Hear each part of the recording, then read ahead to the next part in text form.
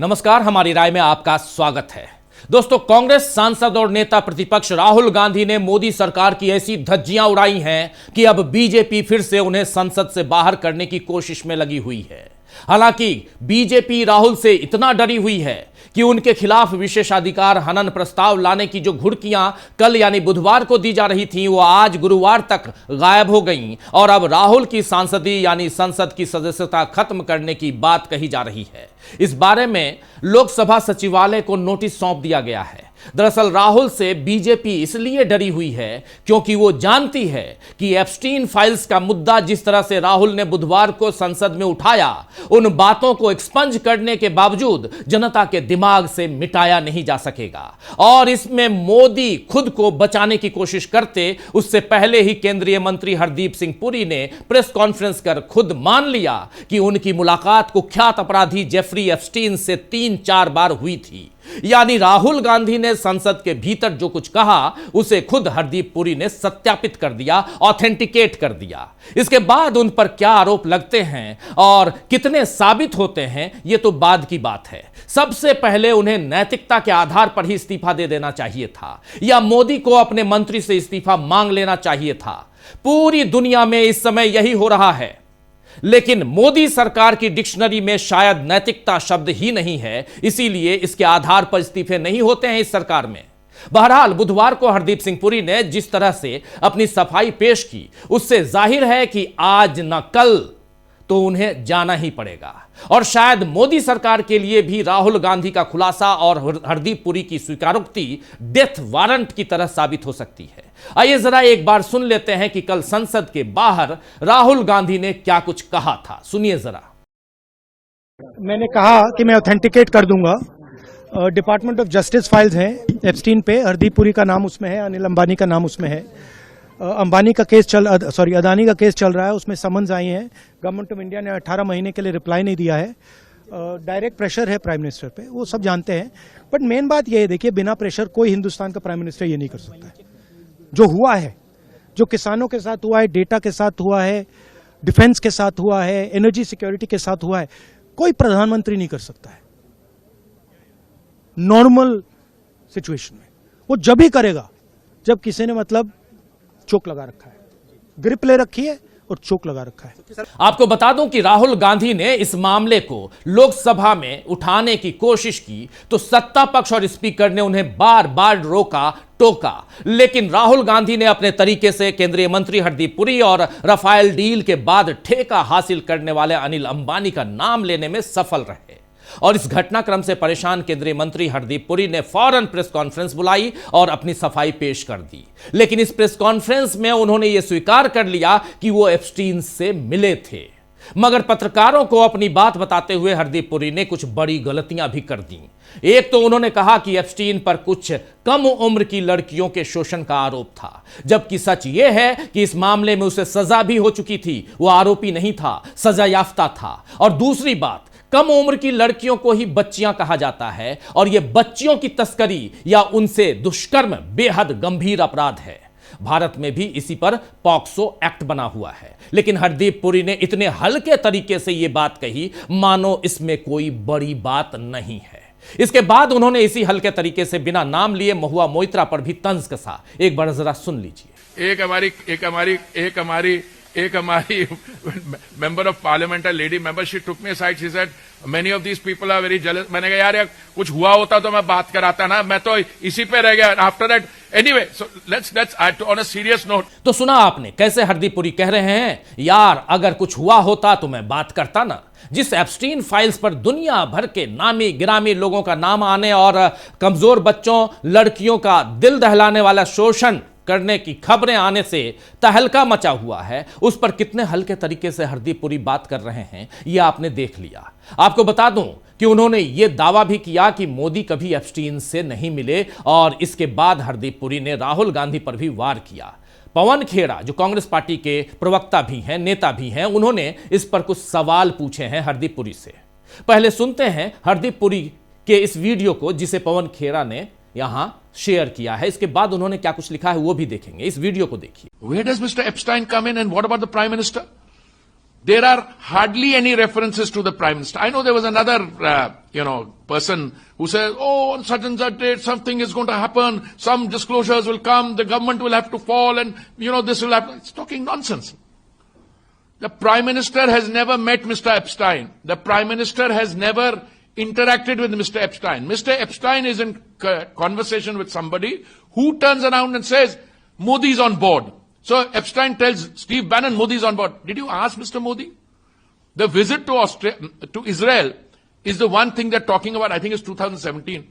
And the MEA has issued a clear-cut statement trashing what is in the Epstein file. Okay, now the Prime Minister has nothing to do with it. Prime Minister of India, elected in May 2014.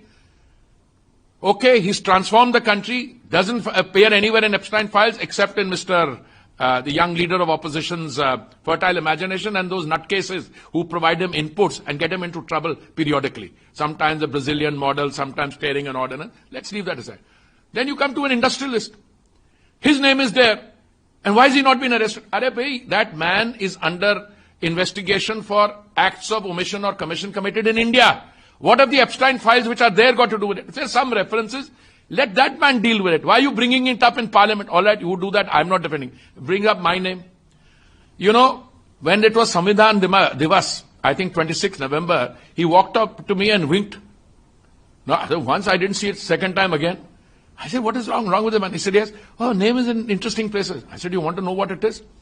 I had sent him a note clarifying that between 2008, when I went to 2009, when I went to New York, and 2017, I met Epstein a total of 4 times. तो देखा आपने, पवन खेड़ा ने इस video को share करते हुए पूछा है कि प्रधानमंत्री कभी एप्स्टीन से नहीं मिले। हरदीप पुरी, आपको इतना यकीन कैसे है? क्या आप उनके मध्यस्थ थे? क्या आप भाजपा नेताओं के लिए एप्स्टीन के गेटकीपर थे?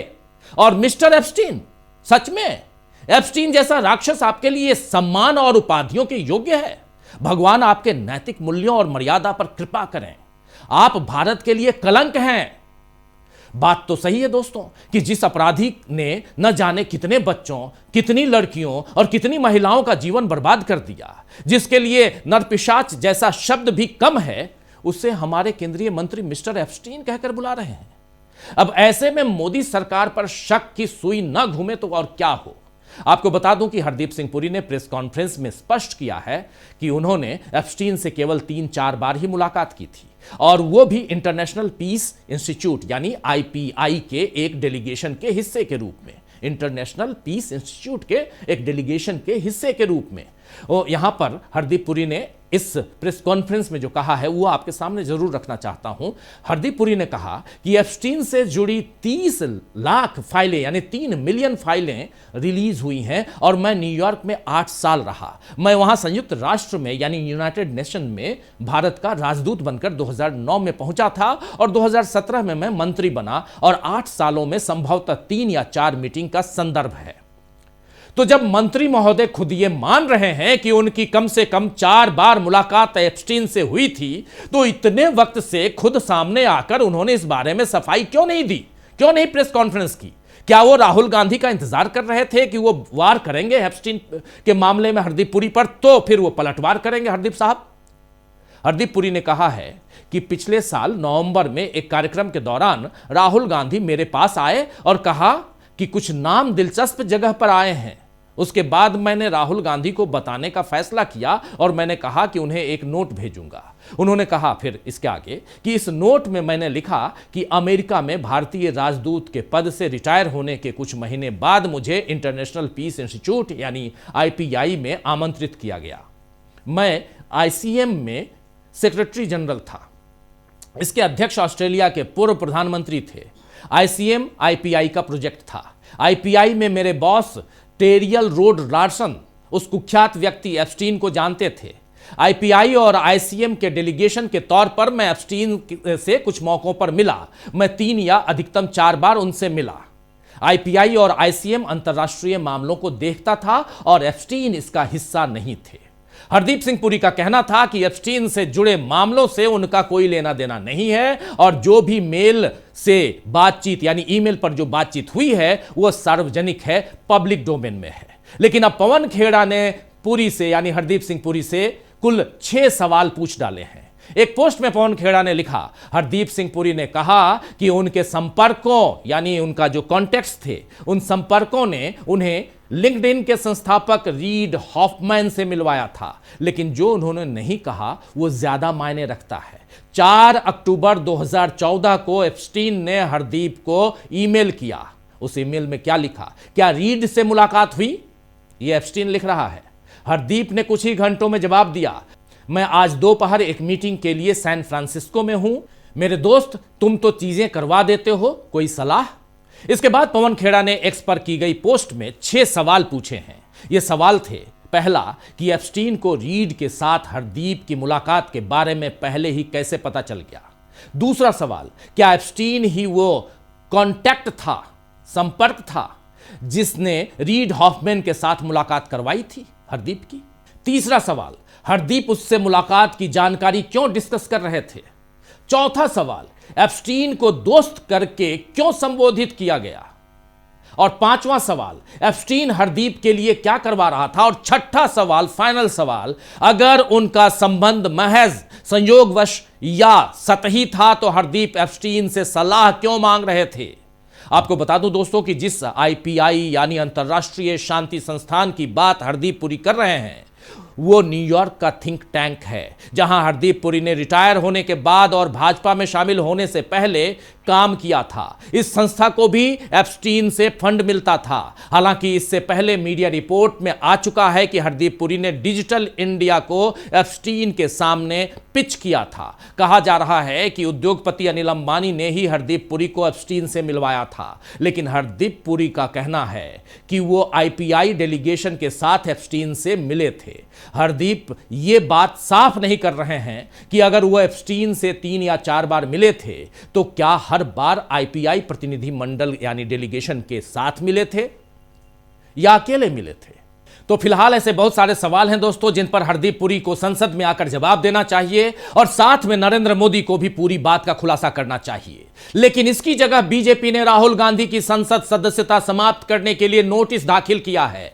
यह कार्रवाई राहुल गांधी के बुधवार के भाषण के बाद की गई है। इस भाषण में राहुल गांधी ने भू राजनीतिक संघर्ष, AI डेटा और अमेरिका के साथ ट्रेड डील को लेकर मोदी सरकार की धज्जियां उड़ाई थीं। केंद्रीय मंत्री किरण रिजिजू ने बुधवार को संसद में और संसद के बाहर कहा था कि बीजेपी राहुल गांधी के खिलाफ विशेषाधिकार हनन का प्रस्ताव लाएगी, लेकिन आज गुरुवार को बीजेपी ने सिर्फ लोकसभा सदस्यता समाप्त करने की मांग की है। समझा जाता है कि विशेषाधिकार हनन का प्रस्ताव रखे जाने पर बीजेपी को अपने सहयोगी दलों से समर्थन की उम्मीद नहीं थी। दूसरा ये कि इस पर संसद में बहस के दौरान सारा ध्यान राहुल गांधी पर जाता। सरकार नहीं चाहती कि बहस राहुल गांधी पर केंद्रित हो। बीजेपी सांसद निशिकांत दुबे ने कहा है कि मैंने एक ठोस प्रस्ताव पेश किया है, जिसमें मैंने उल्लेख किया है कि वो कथित तौर पर यानी राहुल गांधी कथित तौर पर Soros foundation, Ford foundation, USAID से जुड़े हुए हैं वो, और थाईलैंड, कंबोडिया, वियतनाम और अमेरिका जैसे स्थानों की यात्रा करते हैं और भारत विरोधी ताकतों से जुड़े हुए हैं। मैंने मांग की है, यानी निशिकांत दुबे ने मांग की है कि उनकी सदस्यता रद्द की जाए और उन्हें जीवन भर के लिए चुनाव लड़ने से प्रतिबंधित कर दिया जाए। वहीं अपने खिलाफ लाए जा रहे विशेषाधिकार प्रस्ताव के बारे में पूछे जाने पर राहुल गांधी ने कहा है कि क्या उन्होंने आपको कुछ कीवर्ड दिया है।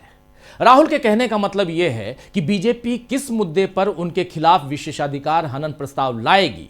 अगर वो एप्स्टीन फाइल्स के लिए में लिए गए जो नाम है उस पर बात करते हैं, वो नाम लेते हैं, तो उस पर बहस होगी। ना चाहते हुए भी हरदीप पुरी और अनिल अंबानी के नाम आएंगे। और इसी तरह अगर ट्रेड डील की वजह से विशेषाधिकार हनन प्रस्ताव आता है तो इस पर भी बहस होगी और सरकार को भी ये भारी आलोचनाओं का सामना यहां पर करना पड़ेगा। यानी फिलहाल बाजी राहुल गांधी के हाथ में है और मोदी सरकार के तोते उड़ चुके हैं।